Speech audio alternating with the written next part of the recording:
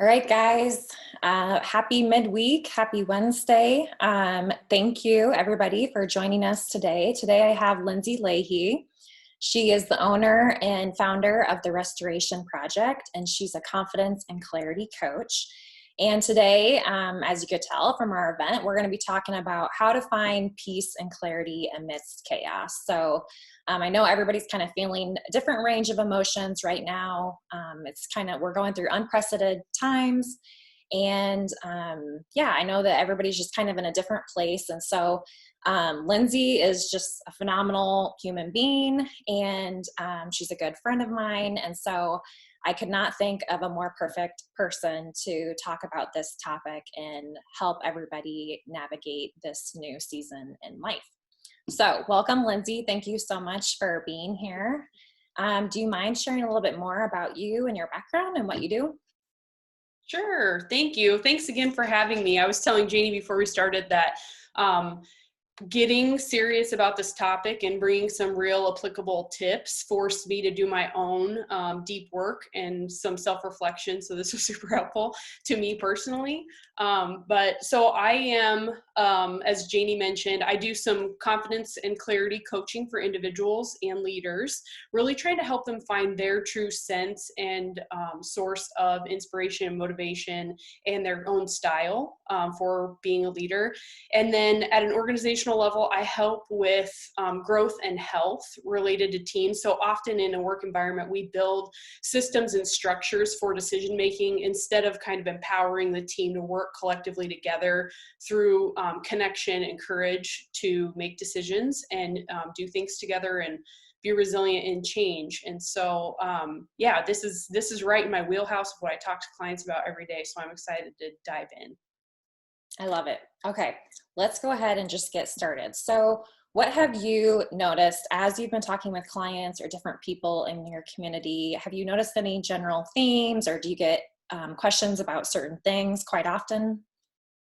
Yes. So I love this quote. I was telling Jamie, I incorporated some quotes because that's just my jam. If anybody follows me on social media, I'm always like deep thinking in quotes. But at the end of this quote, it says, we must dimly know that saying goodbye to safety brings the only security we'll ever know.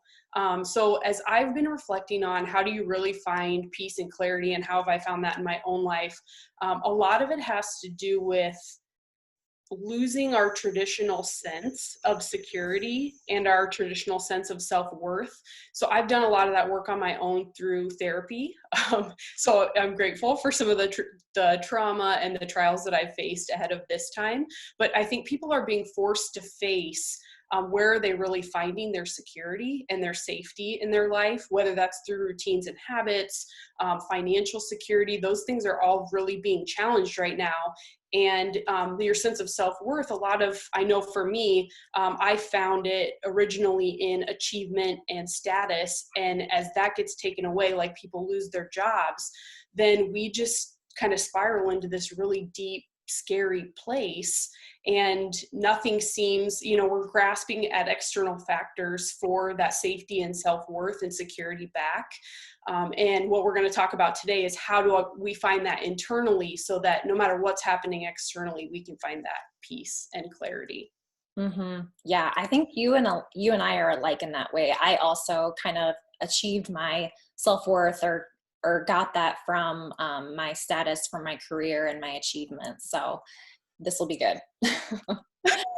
And that's what we teach in our culture, that's kind of the way even kids, it's about grades and it's about sports and getting medals. And so it's kind of like I call it unbecoming or an unwiring to get really grounded in who you are at almost a soul and spiritual level. Mm-hmm. So we had talked about why is this important, and I think especially right now, without peace and clarity. So when we're in this state of chaos and overwhelm and frustration and even fear and anger, we can't learn and grow. And if you all saw, there's a cool graphic being shared on social media right now that has the fear zone, the learning zone, and then the growth zone. And I really loved that, because when we're in fear and emotions are clouding our ability to think, we can't learn and grow. We don't make good decisions. And what we're going to talk about, I'm using all this comes from Brene Brown. I love her. And I'm one of those people, I'm like, if it's a good framework, just rob and duplicate it and spread it to the world, because I think everyone should know her work. So she talks about how when we're in fear and a scarcity mindset, we're not good at being in uncertainty and vulnerability. So we make up stories, like we close the loop. And often, especially when we're in fear, those untruths and those stories we're telling are hard, horrible lies, basically.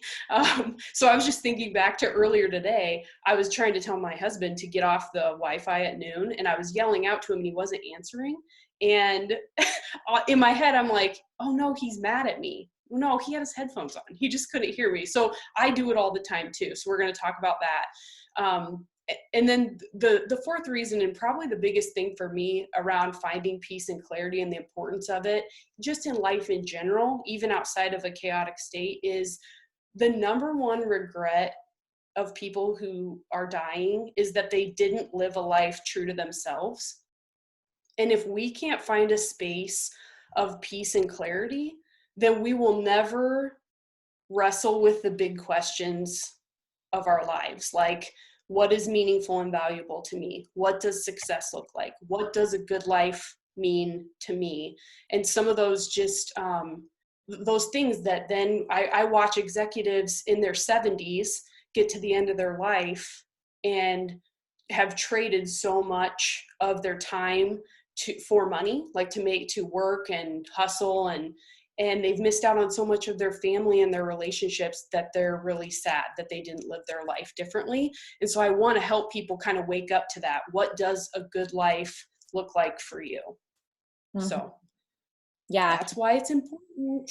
Yeah, I would just add to that. I think too, something that's helped me is if you've gone through this work, it helps you make decisions more clearly and quickly, and then you feel confident about it and you don't feel bad about it. So for example, in this time frame, because I've done this work and have done a little bit of preparation, probably not as extensively as you have, but I'm able to quickly make decisions about what is important to me, what are my values, and I feel better about it. I feel better about myself. I'm not constantly like, oh, like, should I be prioritizing my business or my son, or just like things like that. So I love that, Jeannie. And that's a great example, because I think when you have, well, I'm seeing with clients and just with friends, that when you have the family home now and you're trying to figure out how much time do I devote to work versus family, and I just can't even imagine. It just breaks my heart for some of my friends who are completely overwhelmed because they don't know how to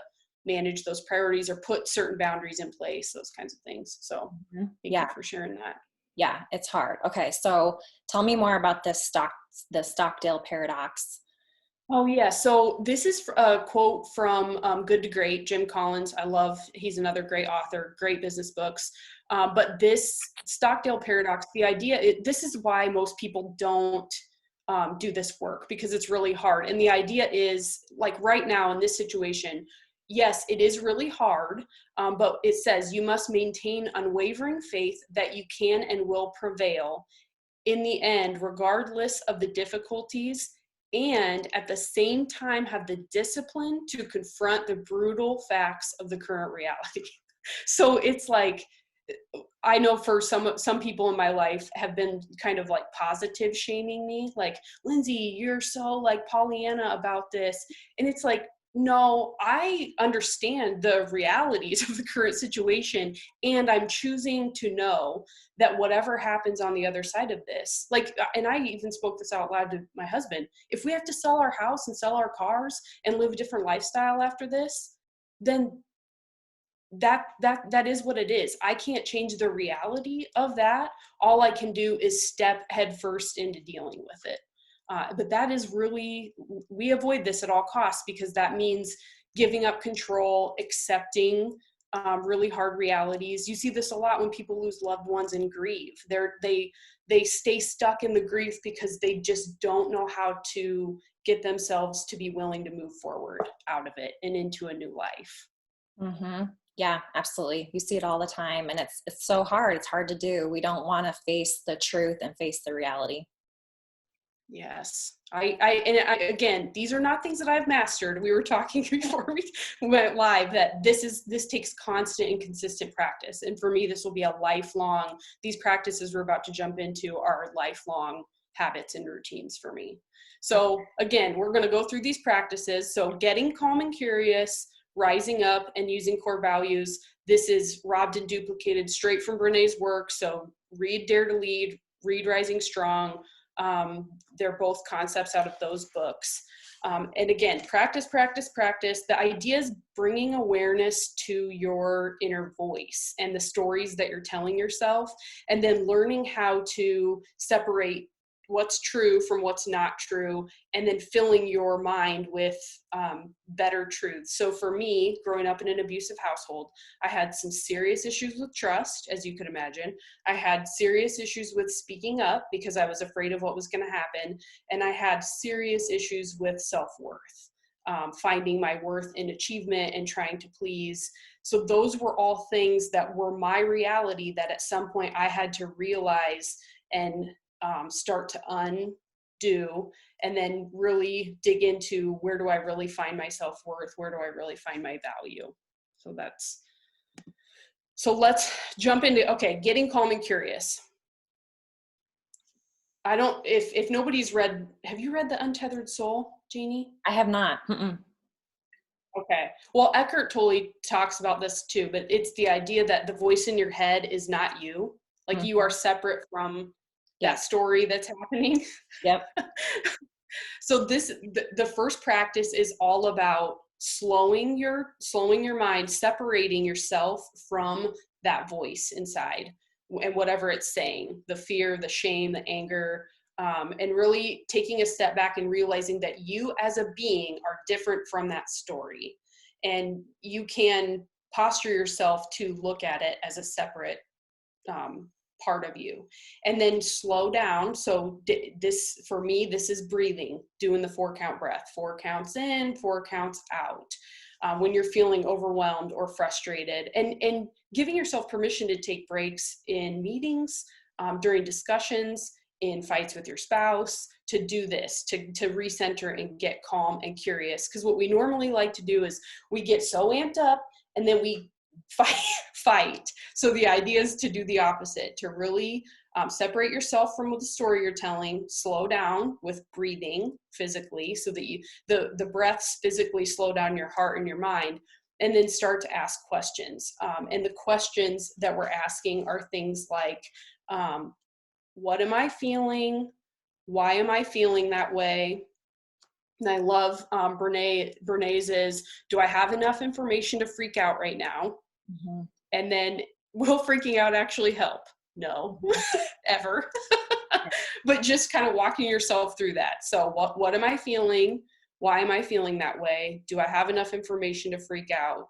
And will it help me to freak out? And by the time you go through those questions, you have really calmed yourself down to get to a better place, to have a decent discussion. Mm-hmm. I think too, with anxiety, one question that I ask myself with is, and this is, I feel like a lot of people are feeling anxiety right now. And so one question to ask is, how likely is that to happen? Or is that true? And are you 100% that that is true? So those are just some other questions that you can ask yourself depending on the emotion that you're experiencing. I love that. And my friend Brooke, I don't know if she joined, she was maybe going to, but yep. She's been reading, dang, I'm going to forget the exact title, Stop Worrying and Start Living by Dale Carnegie. Yes. And she's been sharing with me that, and it's kind of like that, walk through the worst case scenario and realize that probably the worst case scenario in your mind is not even possible to live out in reality. Or the likelihood is very low. Yeah. What's next? All right. Oh shoot. I think I went too far. One. Yep. There you go. Okay. Here we go. So next is rising up. And this goes to some of the questions that you were just stating. So if you can get into that clear, calm place, this is the rising, that then we can kind of rise to the occasion. It set emotions aside in that first step. And then the second step is, what is that story that I'm telling myself? What do I know for sure about this situation, about this person, and about myself? You know, for some of us, it's, what story am I telling myself? Oh, that, you know, if I think of one related to my self-worth, that if this webinar sucks, that nobody's going to like me, you know? so, and then I tell myself, well, what do I know for sure? That whenever I get nervous or I start doubting my abilities, this is the story I tell myself, you know, this is the spiral I get into. So again, it's starting to put some pattern and control around those stories, and then reframing them and rewriting them. And then the third question is, so what do I know for sure? That's the facts that you have so far. And then what do I need to learn about this situation or this person or about myself before I make a decision? And I was just talking to an executive director yesterday, and they're using this framework very actively because she is not always, like right now, CEOs, she runs a 130 person organization, and she feels the weight of having to make every hard decision right now, and she doesn't have the emotional and mental capacity. So she's coming in and saying, hey guys, I can't do this on my own. And they kind of walk through this framework so together they can make a good collective decision, which I love that too. Mm-hmm. I love that. Yeah. Yep. I feel like everybody is just juggling a lot right now. And it's just that mental burden. It's the mental toll that it takes on you. Yeah. And the hardest part, my business coach and I just talked about this on Monday. It's so scary for people to slow down. They're so scared of, they don't see that the taking a minute and thinking through things and doing deep work and wrestling a problem all the way to the ground is productive. But in reality, that's the only way that we can start to learn to trust ourselves and make this easier, you know, is by practicing it. And that deep work, the wrestling the problem all the way to the ground, almost in any scenario, and I saw this all the time in corporate America when I was working there, we have not identified the problem well enough or specifically enough, and then we start to make decisions or try to solve the problem without having wrestled the actual root cause all the way to the ground. And these questions would help you do that also. Mm-hmm. Yeah, I agree with that. The last step then is using your core values. And again, this is something that I do with my clients regularly because I think a lot of us don't have them. Janie, for you and I, when you're an entrepreneur, you're required to kind of think through your core values for your business. And a lot of times, I don't know if this was the same for you, but for me, the core values of my business are a reflection of my core values as a human. Yeah. So I'm teaching a class right now, and it's an advertising class for college students. And we kind of walked through this of, okay, if you're going to start a business, these are things you have to think through, and you really need to outline what your personal values are. And then, I mean, ideally your business values and your mission statement should be aligned with your personal values. So I absolutely went through that process and 100% support that. It's good. It's good just to, so these are, again, are Brené's steps. So they've got a cool worksheet that you can download. Just go to, I think it's BrenéBrown.com/dare to lead, and then, or just search for her core values worksheet. But they have like 100 core values on there. And then, so, cause some people just aren't good at using a blank sheet of paper, and then you can circle the ones you like, and then start to narrow down. But defining them is important, and actually writing them down. And I have mine up on my wall, and I look at them every day just as a reminder. And they are also, so my top two, she says to narrow to two, which is really hard, but mine are live with courage and lead with love. And the second step is then making them teachable and observable. And this is where I think we fall down as humans and organizations, because we put them up on the wall and we talk about them as words, but we don't do the work to really say what that looks like. Or even for me, why did I pick those? So like I did some of my own work around this. So courage to me is head first into hard things. Okay. Just and this is for me something I learned in sales. It's like I try to get to know as fast as possible because that is it's coming sooner or later, and I just want to get it out of the way and then keep the sales process going. So I'm one that I like throw out price right away, because if you're too price sensitive, I want to have that discussion and move on. Yeah. So courage is one of mine. Living with courage, stepping up, speaking out, not caring so much about what people say, or at least like letting it go, learning that you can't control that. Yeah. And part of that was because I'm such a codependent person. I needed to have that core value so that I could live differently. The second one is leading with love. And for me, that is open to all and assuming good intent, because I had serious trust issues myself. So I needed to approach the world differently. So that's what it means to me, is being open to other people's ideas and their input, and loving everyone, no matter who they are, what they believe, or where they come from. And then assuming that people are coming with good intent and seeing the good in people.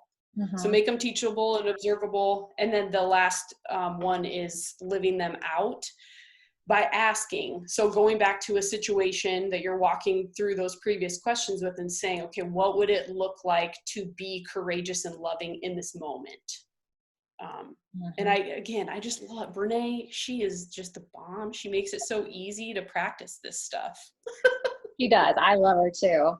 And I'm rereading all her books, because it's funny how like you go through a different situation like this, and I'm just like taking in her books through a whole new lens and applying it in a different way. I think I like your practice of like writing down each core value and then sifting through, what does that look like, or maybe what does that not look like to me. So for each one, like courage, wholeheartedness, whatever it is, faith, being able to split out, like, this is what it means to me and this is what it doesn't mean. And then in those situations, that's where it gets hard, right? Like we learn these tools from therapy, and we learned all these best practices, but then we just go through a different, slightly new situation, and we kind of forget how to apply it. So you have to consistently pull it out, work through it, write it down, and take it situation by situation. Yeah, you and I have had this discussion before. I mean, getting better at anything just requires consistency and discipline. It takes practice, and people, I mean, it's just hard in today's world because things change so fast, and there's so much information coming at us all the time, and there's a new shiny object every time you turn on the computer or your phone. And it's like, for me, I had to go back to what have been, since the beginning of time, the root practices that help people live a good life. And for me, it's a spiritual practice, and this is all part of my spiritual practice and staying rooted. I love it. What else? This is my last quote. So a letting go must occur for us to arrive at the truth of ourselves. My word for this year is surrender. And I'm seeing it all over the place, especially now. Just what does that mean? The clarity, peace and clarity for me have come in surrendering control, being comfortable that I don't have all the answers, and that I can show up and be present and be confident in what I know and what I don't know, and ask a lot of questions, and then decide what the next right step is for me. I had to redefine clarity, because before, clarity to me was having the 7-year plan. And and that just totally messed up my world. I could not be present, and I couldn't be appreciative or grateful for things. And I wasn't learning because I didn't let the moments teach me, because I was so focused on fixing it and moving on, instead of sitting in it and allowing the learning and the growth to take place. Yeah, I love it. Okay. What questions do you guys have? I know we're probably on like a 30-second lag here, but I want to open it up to questions. If you guys have any questions, Did we say anything, like any buzzwords or anything that you're kind of like, what does that mean? We can keep talking as the questions come in to fill some time here, but any other, I did. go for it. There was one more thing I wanted to share and talk about, because Yeah. I have this full page of notes and there was so much that I wanted to say. But so we talked about like getting there. How do you get Yes. clarity and peace moment by moment? And then, one of the things that I've discovered in keeping it is, back to consistency and discipline, is really honoring the rhythms of life. So I just took a boundaries class and boundaries with Courtney Meisner at the House of Hope. And I've been really doing some deep work and reflecting on, well, obviously boundaries. What are they? We need to be able to state our needs and our expectations out loud in order to honor and be able to keep peace and clarity in our life. With ourselves and with our spouse, and then honoring the rhythms of life. We were watching golf last night. My husband loves golf, and we were watching a replay of Tiger, and I just had this really interesting thought, like, Tiger, he put all of his effort into golf.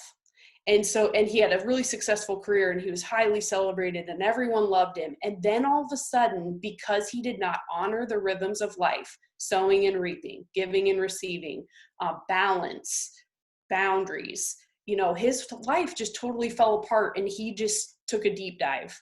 And I've been thinking a lot about that. Like, how can we teach, especially young people, to honor that that life takes time, and living a good life doesn't mean these really high highs and these really low lows. Like, winning is actually like doing life at a slower pace and more full and well-rounded. So I've just been thinking a lot about that. That was kind of blabbering on, but I love that. No. Okay. So we have a question here from Stacy. How do you figure out how many values you should lean into? I'm always a less is more person. Patty Shetta, who coached me and is a really good friend, told me, if you're ever trying to do or think about more than 3 things, you're not going to do or execute on any of them. So Brene encourages to pick 2 that lead. So I think she has 4 total, but hers are courage and faith. And then I think family, I don't remember what the other one is. Mm-hmm. I think too, this is a little more practical. So I would say there's a separation between values and then maybe like the roles in your life. And something that I constantly do and that I work through with my clients is, in terms of roles and how do you prioritize and kind of apply your values to those roles, is I will write down like 4 or 5 roles. So like Christian, wife, mother, business owner. And every quarter I will reflect, I'll kind of look back through my calendar, look at how things went, and evaluate, give myself a rank of either like 1 to 5, 5 being high. How do I feel like I'm doing? Like, do I feel like I'm not giving enough time and attention to my family? But then being able to say, okay, like, am I getting my business up and going? Maybe it's okay to prioritize my business right now. And next quarter, I'm going to focus on my son. If you just had a baby, this was really hard for me. When I first had my son, like, I felt like I was failing at everything. And until I worked through some of this stuff, I just realized, like, I'm in survival mode. I'm not getting any sleep. It's okay. It's okay to prioritize your baby over your job. I mean, that's just the reality that we live in. We have to prioritize things, and there is no such thing as balancing. You can't hold everything at the same time. And so it's making those decisions and then not feeling guilty about it. So that would be just a practical application, I feel like, of that. I love that so much, Janie. And I'm so glad you said the seasons, that idea of seasons or priorities, because especially women, and I'm seeing this hard right now, so many of my friends are trying to do it all, and I feel this false sense of pressure that even that doing it all is possible, and that is a flat out lie. That is a lie. Stop telling yourself that. Yes. Okay, Hannah asked, most people haven't been taught how to go beyond what they're feeling and think deeply about why they're feeling that way. How do you coach others to think deeply? Oh, that is a good question. I think the question is, how do you Mm-hmm. teach others how to assess why they're feeling that way? Mm-hmm. I'm thinking back to, because I was telling Janie, once you start doing this work and it becomes a habit, it's hard to remember what life was like before that. Mhm. Like teaching. Once you learn math, it's like, well, how'd you learn math? I don't know. Right. um, I think for me, it was helpful to have somebody keep speaking into me questions like why, the 5 layers, to just keep Mhm. peeling that back. I think a lot of times we take answers at face value or surface level and we don't dig deep enough. And that's why we don't identify the right problem or we don't identify the right feelings. I know Brene has, well, it's somebody else's research, but she shares I think it all boils down to like 6 core emotions. Yeah, but really, I think she says like people can usually only articulate maybe 6, but we really have 34. But like a lot of times when somebody's angry, they're either scared or they're ashamed. So Yes. it's kind of studying that emotional intelligence. I have the book Feelings Buried Alive Never Die, and it kind of teaches you the emotional language. Hmm. So maybe finding a book like that can teach you that emotional language and framework. Hmm. Something that's helped me is so there is a cognitive therapy model, and the one I'm thinking about is ABC, to try to work through how do you build your emotional literacy and figure out what triggered you and why you're feeling that way. And first, you write down like let's see, I'm trying to think of what my morning was like. Well, I feel like every morning right now I have both my husband and my son is home, and so I'm like trying to, like, I get stressed out trying to get work done, and then while they're here, and so if I feel like stressed or annoyed, something I will do is, for me, it's hard for me to just like think through it. And so it helps me to write it down. But so through this model, you can write down what are you initially feeling, or what was the situation? What were your thoughts around that? So my initial thoughts were like, this is annoying. Like, why can't my son just play by himself? What were your initial reactions or initial thoughts? What were the feelings that you had as a result of those thoughts? Okay, it just led to more anxiety and more stress and frustration. So it wasn't helpful. And Mm-hmm. then you flip it to, okay, well, what would be some more positive thoughts? Or what's like the best case scenario or excuse for why they were behaving that way? And then you have to, again, your brain is different from your mind. You have to tell yourself how you're going to think and feel. So, okay, what would be some alternative thoughts, some positive thoughts I could have had in that moment?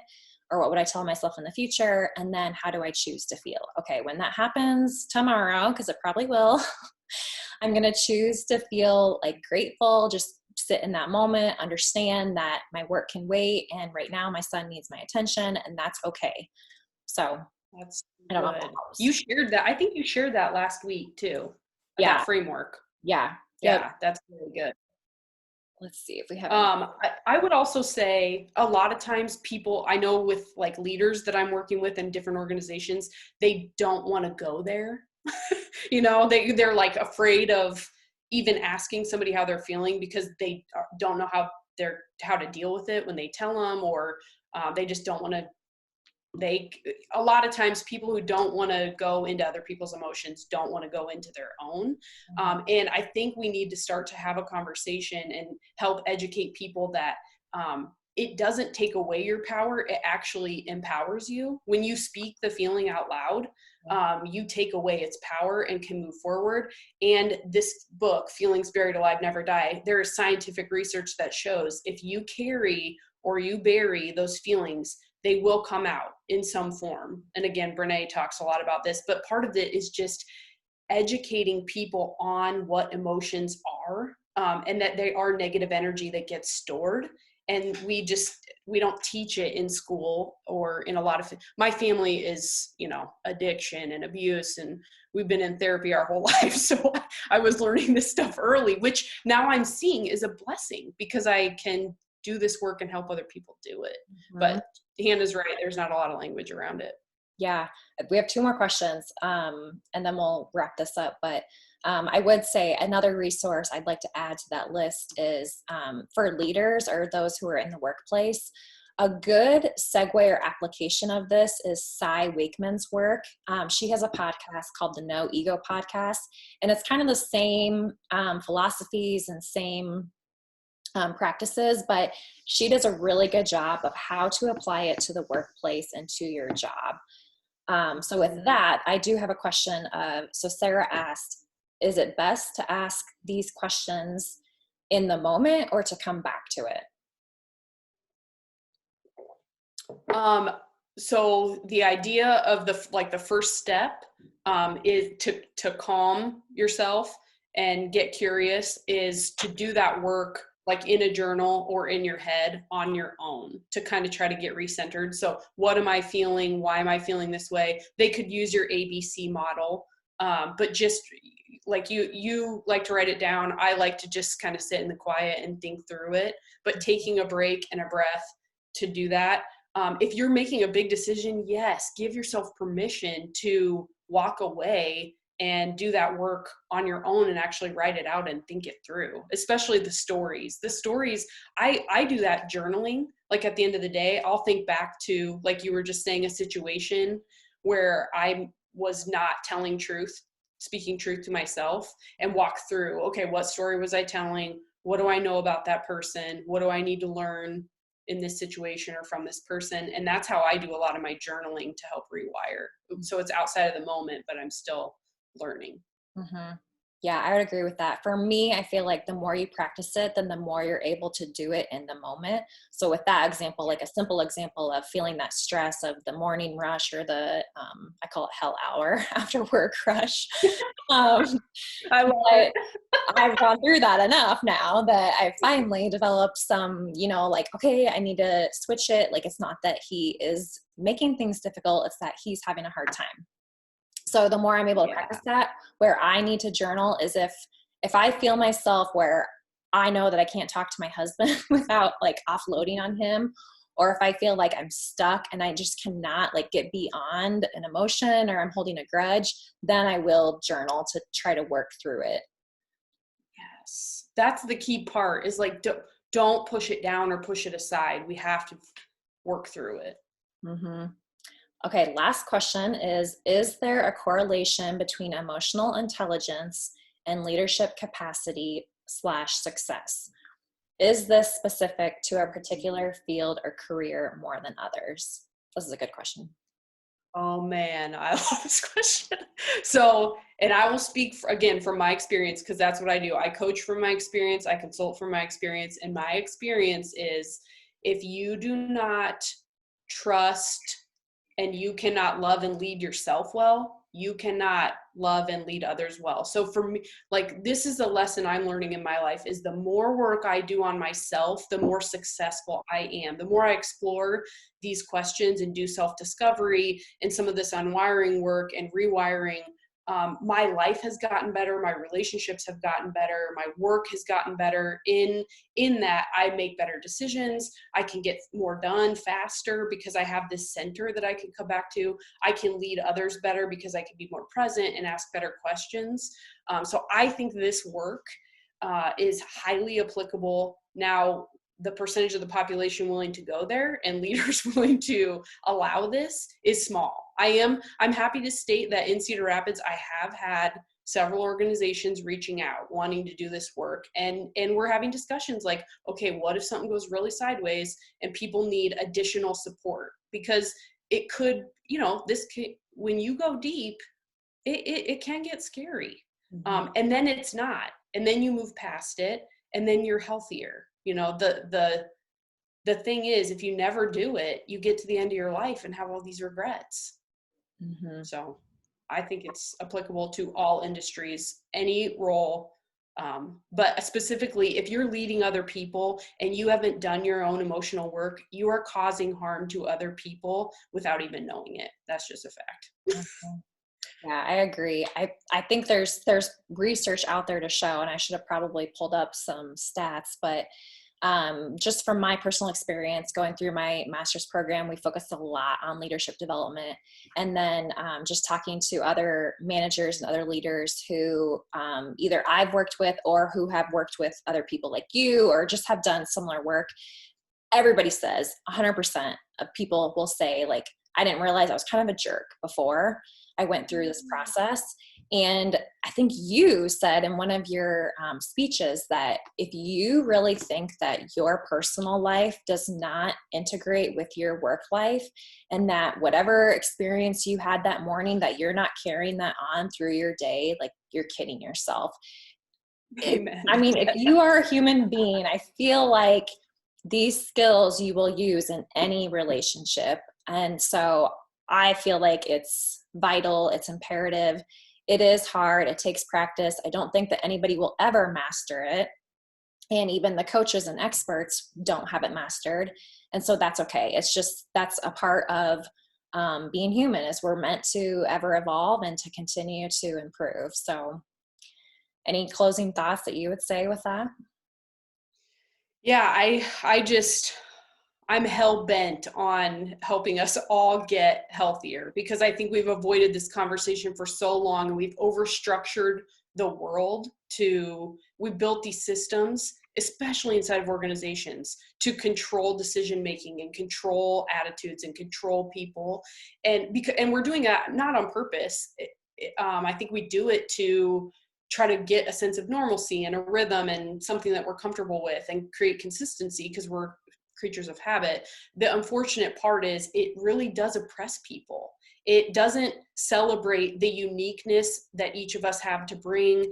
We close down and we're not open to new ideas. We're not open to innovation. We're not open to change. And then something like this happens and people are losing their minds. And if we would have all been doing this work, we would be much more willing and open to figure it out. And I just always think about, what if the whole world was doing this work on their own self, what ideas and innovation could be happening right now? Because we wouldn't be stuck in that fear zone. We'd be in the learning and growth zone. Mm-hmm. Absolutely.